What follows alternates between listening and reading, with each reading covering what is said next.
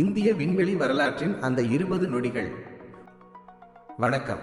இன்று நாம் பார்க்க போவது ஒரு ராக்கெட் ஏவப்பட்ட கதை மட்டுமல்ல, ஒரு தலைவன் எப்படி இருக்க வேண்டும் என்பதற்கு சான்றாக அமைந்த ஒரு வாழ்க்கை பாடம்.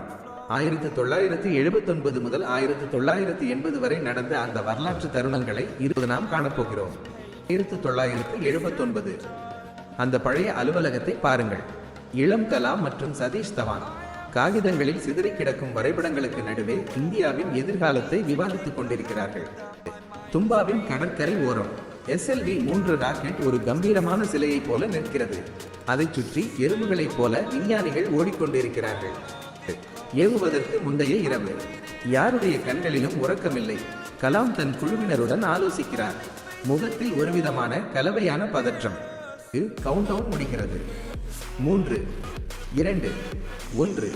கலாம் மற்றும் தவான் திரையை உற்று பார்க்கிறார்கள். வானை பிளந்து கொண்டு ராக்கெட் சீறி பாய்கிறது. நெருப்பும் புகையும் அந்த இடத்தையே மறைக்கிறது. கட்டுப்பாட்டு அறையில் நிசப்தம். திரையில் பிழைகள், எரர்ஸ் தோன்றுகின்றன. கலாமின் முகம் வாடுகிறது.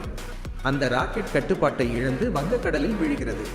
1 வருட உழைப்பு கடலில் கரைவதை பார்த்து கலாம் தலை குனிந்து அமர்ந்திருக்கிறார். தோல்விக்கு பின் பத்திரிகையாளர் சந்திப்பு. கேள்வி கணைகளுடன் பத்திரிகையாளர்கள் காத்திருக்கிறார்கள். இங்கேதான் ஒரு அதிசயம் நடக்கிறது. கலாம் முன்னால் செல்ல முயல சதீஷ் தவான் அவரை தடுத்து தான் முன்னால் செல்கிறார். மைக்கை பிடித்து உரத்த குரலில் சொல்கிறார், இந்த தோல்விக்கு நானே பொறுப்பு. கலாம் பிரமித்து போய் தன் தலைவனை பார்க்கிறார். தோல்வியை தன் தோளில் சுமக்கும் ஒரு தலைவனை உலகம் என்று பார்த்தது. 1980 ஓராண்டு ஓடிவிட்டது.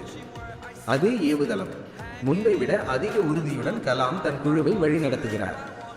1980 ஜூலை 18. இம்முறை ராக்கெட் மேகங்களை கிழித்துக் கொண்டு தடையின்றி பயணிக்கிறது. ரோகிணி செயற்கைக்கோள் விண்ணில் நிலைநிறுத்தப்பட்டது. சதீஷ் தவான் ஓடி வந்து கலாமை ஆற தழுவிக் கொள்கிறார்.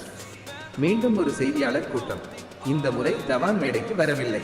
பின்வரிசையில் அமர்ந்து கலாமை பார்த்து சொல்கிறார், இப்போது நீ போய் பேசு. கலாம் இப்போது உலகிற்கு முன்னால் நிற்கிறார். அவர் முகத்தில் வெற்றி களிப்பை விட ஒரு பெரிய நிம்மதி தெரிகிறது. தன் குழுவினருடன் கலாம் சிரித்துக் கொண்டே புகைப்படம் எடுத்துக் கொள்கிறார்.